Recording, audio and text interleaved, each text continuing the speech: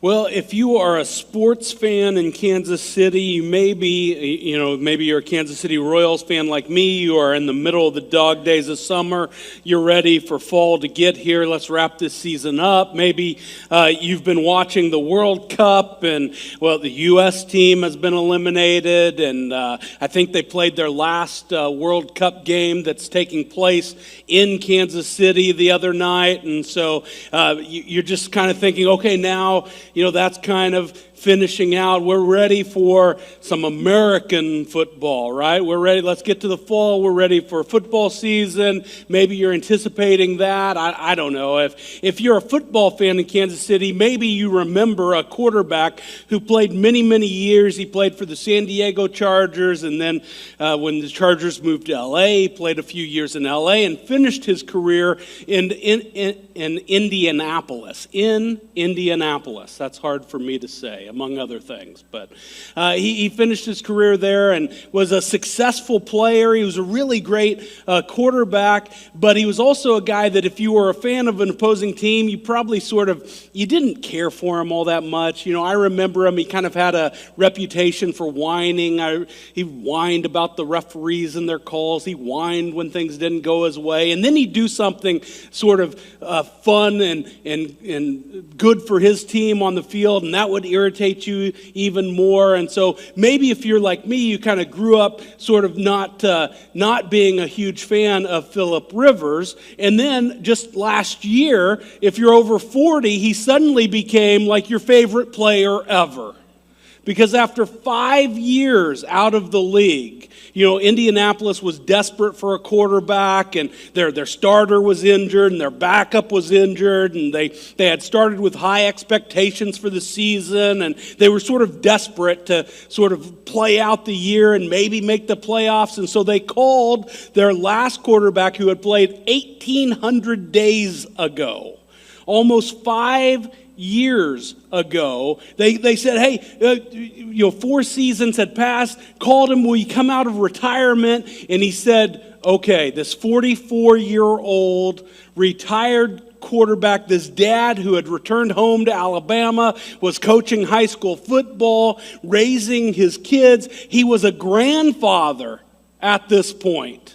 When they called and said, would you return to the game? And he said, okay, I'll come back. He was signed to the practice squad, ended up that very week starting in the NFL football game on Sunday. He looked like a guy who had played for 17 seasons in the NFL and then not for 4 years. Maybe some of you can relate to this as well. He looked like a person who was very experienced. And his mind knew what his body ought to do, but his body was slow in following through with what his mind wanted him to do. Maybe some of you feel that sense of camaraderie when you go out to the softball fields on the weekend or whatever the case might be. And he was a guy who seemed to want to do the right thing, but like one time he dropped back for a pass and just fell down. No defenders around him.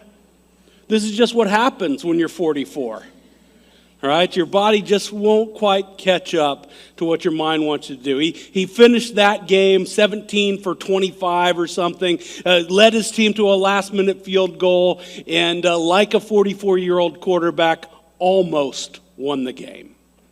He was asked after the game, why'd you do it? And he said, well, the safe bet would have been to stay at home. But you face this challenge and you have to decide, will I get into the game and will I make a difference? I had to bet on myself that I would get in and I could contribute still at this stage in my life. I couldn't help but as I read 2 Corinthians chapter 8 and thinking about this team that is the church.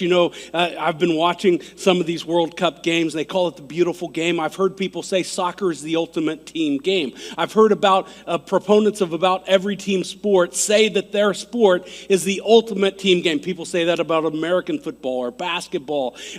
I don't know where I would land in that debate, but I do know that God's family, his team, the church, is sort of the ultimate team game. And if we want to be generous, if we want to participate in ministry, we need to do that together. That the ministry of generosity is the ultimate team sport.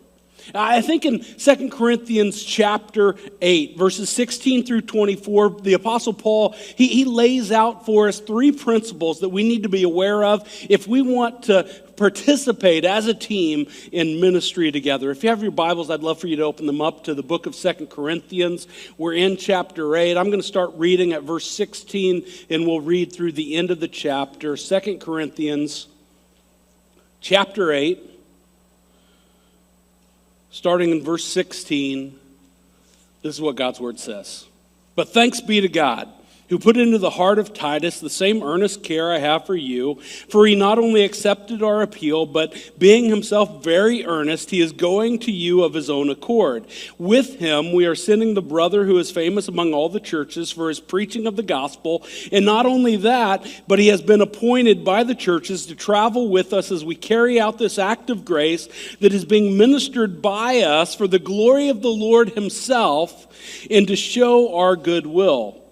We take this course so that no one should blame us about this generous gift that is being administered by us. For we aim at what is honorable not only in the Lord's sight, but also in the sight of man. And with them we are sending our brother, whom we have often tested and found earnest in many matters, but who is now more earnest than ever because of his great confidence in you. As for Titus, he is my partner and fellow worker for your benefit. And as for our brothers, they are messengers of the churches, the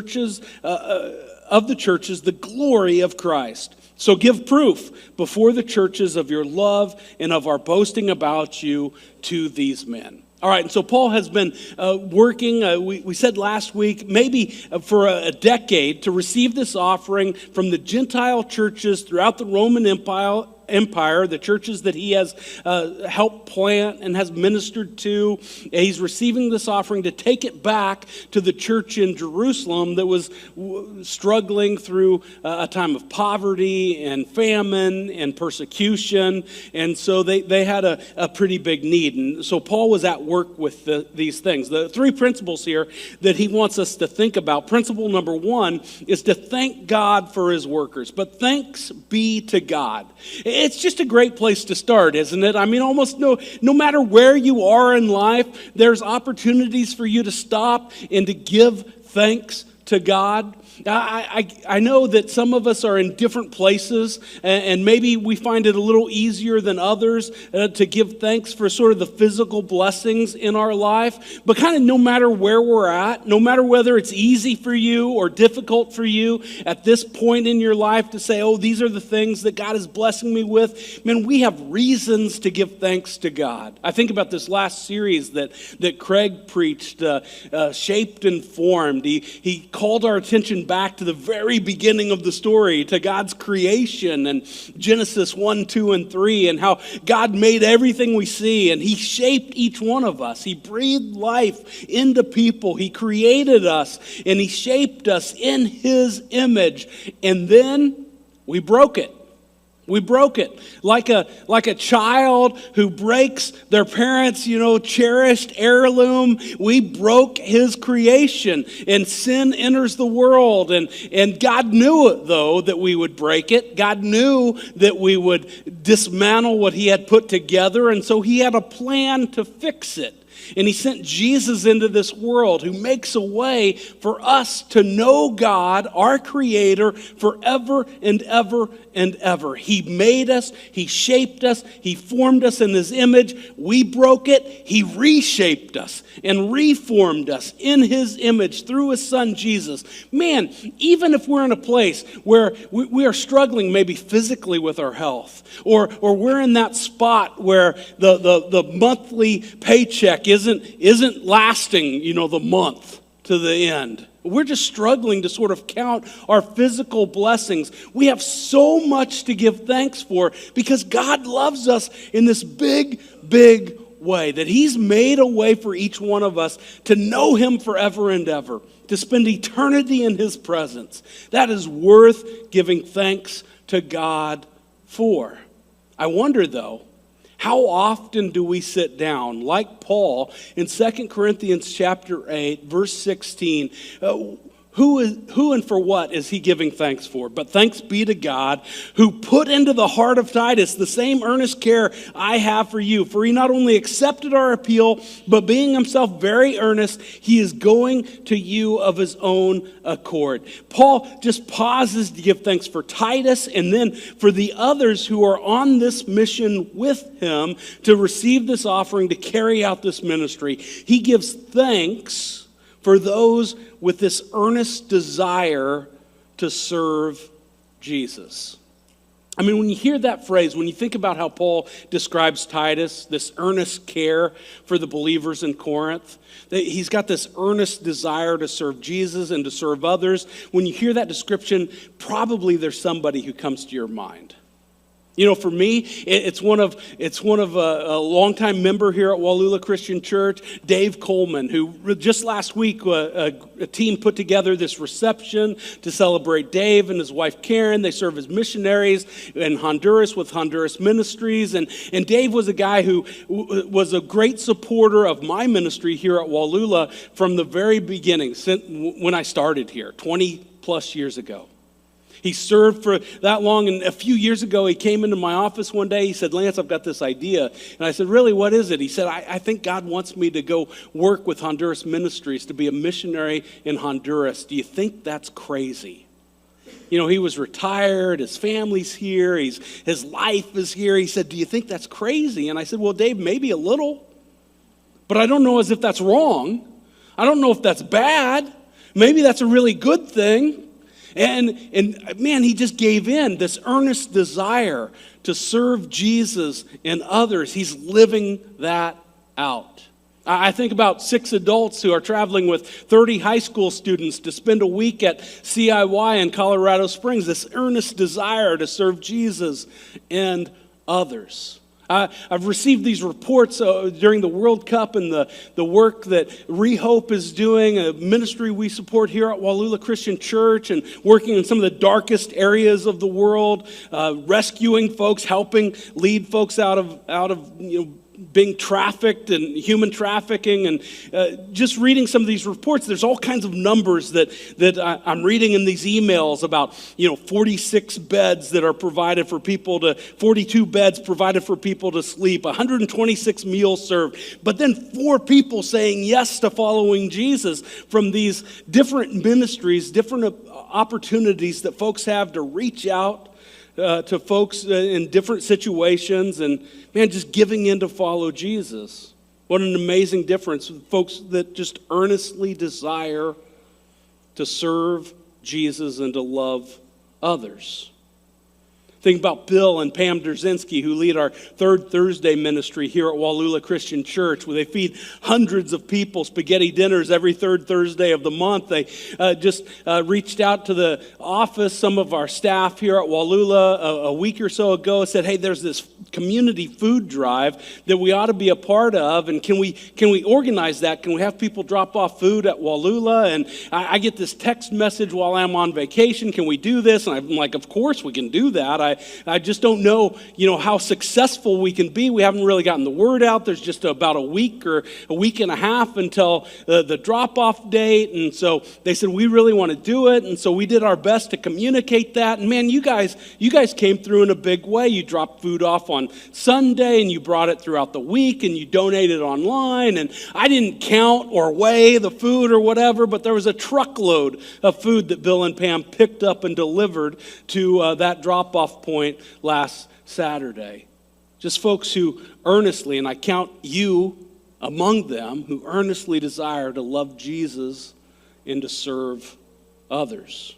I think about this young lady, Abigail Wooster, who our missions team has supported and sent on her very first mission trip to Jordan. She's serving kids at a Christian library, carrying out VBS type of events for these kids, and just the amazing thing of reaching children, students, families in a part of the world in desperate need of the story of Jesus with water balloons and ice cream. It's this amazing thing. I just kind of bookend these stories of folks who earnestly desire to serve Jesus and to love others, with Dave Coleman kind of at one end of sort of the season of life, right? One end of the spectrum, a retired guy who goes to be a missionary, a young lady just kind of beginning her career, deciding, man, what I really think God is calling me to do is to be a missionary to Jordan, kind of no matter where you're at. Right? God maybe is calling you. Maybe he's placed in your heart this earnest desire to serve him. We ought to take a minute and just give thanks for God's workers. Hey, you maybe just want to write each other in that blank on your outline. Because, spoiler alert, God's workers, that's you guys. That's each one of us. And God's called us to have this desire, just like Titus here that Paul is talking about, just like, Dave and Karen or Bill and Pam or Abigail or Jason Alvis and Rehope and that team, just like those folks, this earnest desire to serve Jesus and to love others.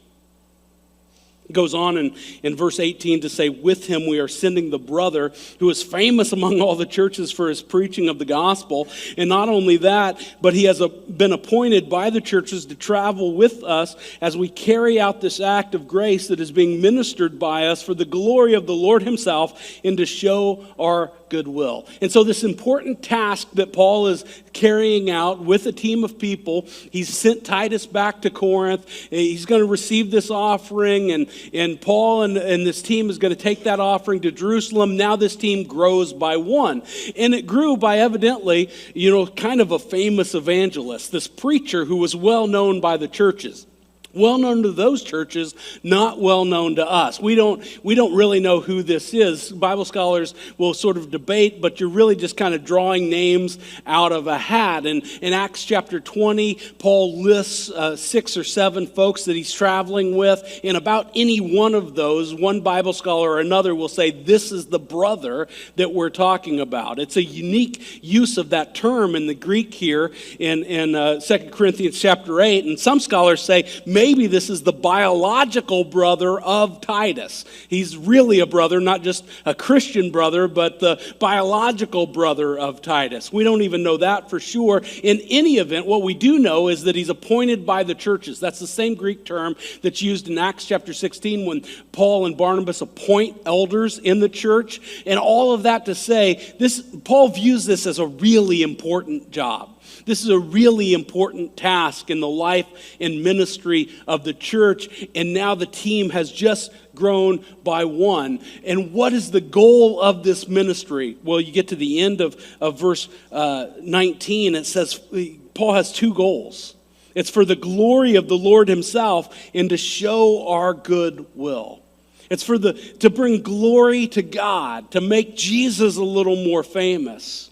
Here at Wallula Christian Church, if somebody were to ask the leadership, hey, what's your purpose? What's your goal? What's your vision? We would say that Wallula Christian Church exists to glorify God. Everything we do, right? Every conversation we have, every relationship we build, every act of ministry. Whether we're feeding spaghetti dinners on Thursday night, whether we're serving and staffing the Shelter of Hope on Monday evenings and Tuesday mornings, whether we're taking a group of students to CIY, to church camp, or serving in children's ministry during vacation Bible school, or filling communion cups, or leading on the worship team, whatever it is, whatever we're busying ourselves with, what tasks we are involved with, every conversation, every relationship is to bring glory, to make God, to make Jesus a little more famous. Wallula Christian Church exists to glorify God by equipping believers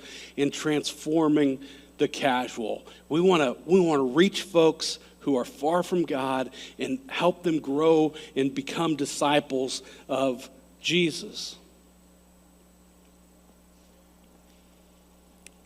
Principle number 1 is just to thank God for his workers. Principle number 2 is to handle God's ministry carefully. Look at verse 20 with me.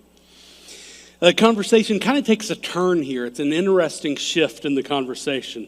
Paul says, we take this course so that no one should blame us about this generous gift that is being administered by us, for we aim at what is honorable not only in the Lord's sight, but also in the sight of man. So Paul is giving thanks for God's workers, for everyone involved in this ministry, and he begins in verse 20 by describing that ministry itself. He said, man, this is a generous gift. That's the only place in the New Testament that this Greek word translated generous gift is used, and it means, vibrant, full. It's plenty here. Paul is saying this is really, you filled up the truck with food for the community food drive. Thank you. Great job. This is an abundant offering. And then he goes on to say it's being administered. That's a Greek word that you've read over and over in the New Testament. It's the Greek word that we get our word deacon or deaconess from. It means servant. And so when you read the word serve, you're likely, that's this Greek word that's likely being translated there. And so Paul is saying, man, this is a major purpose, goal, mission of the church. This ministry, this offering is a really, really big deal. And it's really, really good, Paul says. And so why in the world does he kind of introduce this idea, hey, we're doing these things and we don't want anybody to blame us for this generous gift. We don't want anybody to criticize, to be able to point fingers at what we're doing and saying, well, they're not really following through it. Maybe is what some of his opponents, we've talked before that 2 Corinthians is written in response to the church in Corinth kind of giving in to some folks, critics, opponents of Paul. Maybe that's one of the reasons that these folks have been opposing Paul. They said, man, this guy is always talking about money, right? He keeps saying we got to set aside a sum of money on the first day of the week and collect this offering. And oh, by the way, I don't really think he's taking it to Jerusalem. That's the kind of idea that Paul is saying here. Some things never really change. That's certainly critics of the church today, and for good reason sometimes, can point and say, man, this church mishandled that, or they're not doing what they ought to with this money. But it happens all the time. Paul here says we're going to do everything we can to avoid that. And certainly here at Wallula, we do the same, but man, it does. When you talk about money, so those conversations, sometimes they get weird, don't they? I mean, have you ever had a conversation, you had to sit down go over the family budget? Even those conversations are a little awkward sometimes, aren't they?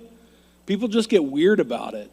Not so long ago, a few years ago, my staff brought me this social media post, and the social media post was talking about churches and what church should you go to in the area, and somebody had commented that, hey, you shouldn't go to Wallula Christian Church, because when I went there, they asked me for my tax returns to make sure I was tithing the appropriate amount. They just made stuff up. No rhyme or reason to it. Maybe they confused us with some other church they went to. I don't know. But, I promise you look around, ask somebody next to you, has anybody ever asked you for your tax return? That's not happened here. Just didn't happen. And my staff said, should we reply to this comment? And I said, what for? What good is it going to do if we deny that or say that's not true? Everybody who knows us, right, they know they've never been asked for their tax return or to prove what they're giving or any of that kind of thing. That just doesn't go on. So what good would it do? And Paul is sort of in the same spot. He's saying, man, all these critics, and so we're going to do our best. Look at verse 22. Or 21, sorry. For we aim at what is honorable, not only in the Lord's sight, but also in the sight of man. So he said, man, we want to live up to God's standard, and we want to live up to man's standard. It almost seems backward, doesn't it? Paul is saying, well, here is God. We want to be honorable in the sight of the Lord. And we want to be honorable in the sight of people too. And if you are a person who knows God, you know that those standards seem to be reversed, because we fall short of God's standard all the time. What is Paul saying? Well, I don't think he means that at all. What he's saying is, look, God knows our heart. He knows that we're doing the right thing. He sees our heart. He knows what we're doing. He knows that we're keeping our word, all those things. But Paul said, well, people, they have trouble seeing the heart sometimes. and they need a little evidence.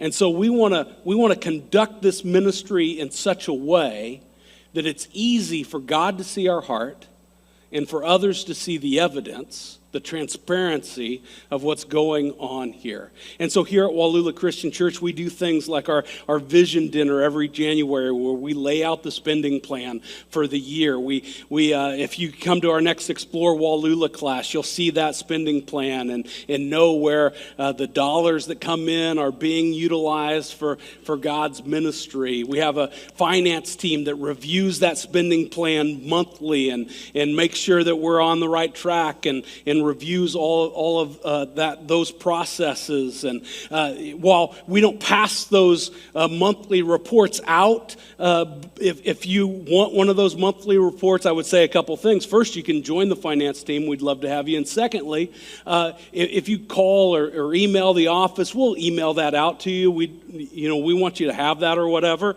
Those are always available. And so, we just want to be as transparent and as obvious. We want to live up to make it clear that, hey, God knows our heart. He knows what we're doing. And we want to provide that evidence for everybody else. Just like Paul here in the first century, as he receives this offering from the Gentile churches to take it to the church in Jerusalem. Principle number 2 is just to handle God's ministry carefully. All that to say, which is just the way it should be, huh? I mean, God's ministry, this is not rocket science kind of statement here, is really, really a big deal. It's important. And it's important enough that, man, we want to certainly, God knows our heart, but we want to make it clear to everybody that we're doing our best to honor him and glorify him in everything we do. Principle number 3 is to treat his servants well. Look at verse 22.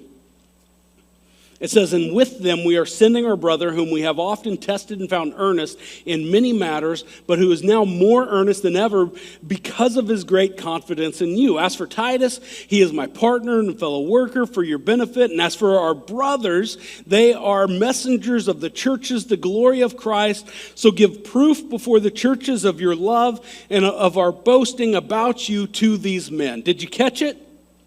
And with them we are sending our brother, the team of 2, Titus and this other brother, maybe his biological brother, has just received another brother. It's used in a slightly different way. We're talking Christian brother at this point. Somebody else from another one of the churches is joining this team and traveling. And then Paul says all the brothers are representatives of these churches. I think what's going on here is that the team continues to grow. I think what's happening is that Paul has invited each church who is donating to this offering to send a delegate, to send a representative that can travel with this team and then report back to their sending church. Yeah, that offering that we sent, it did exactly and went exactly where Paul said it was going to go and do exactly what Paul said it was going to do. The team just kept growing. And isn't that how it works with God's tasks, his ministry? I don't remember a time in Scripture, the closest I could come up with was maybe the high priest in the Holy of Holies,